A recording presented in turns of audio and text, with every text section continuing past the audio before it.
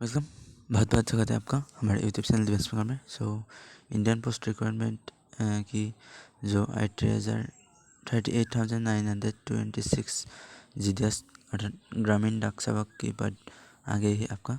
यहाँ पर education qualification 10 पास थे। ऑल इंडिया वैकेंसी है आपका। वैकेंसी ऑनलाइन अप्लाई स्टार्ट 2 मई से 5 जून तक चलेगा। बहुत अच्छे पोस्ट है आपका। यहाँ पर सैलरी की बात करें तो सैलरी कम है, लेकिन बेरोज़गारी से आपका बहुत अच्छा होगा।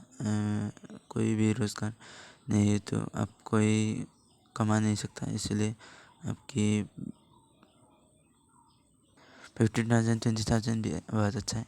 आपका अनरिजर्व कैटेगरी पेमेंट करना होगा 100 रुपीज़। ओबीसी एमओबीसी भी 100 रुपीज़ करता होगा, लेकिन शेड्यूल टाइप शेड्यूल कास्ट आदि फीमेल आदि पेमेंट नहीं करता है।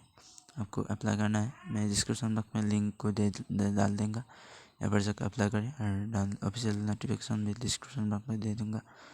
वीडियो को अच्छा लगे तो वीडियो को लाइक करें, चैनल पर नए तो चैनल को सब्सक्राइब कर दें ऐसे जब वीडियो पाने के लिए। जय हिंद, जय भारत, वंदे मातरम। आपका दिन शुभ है।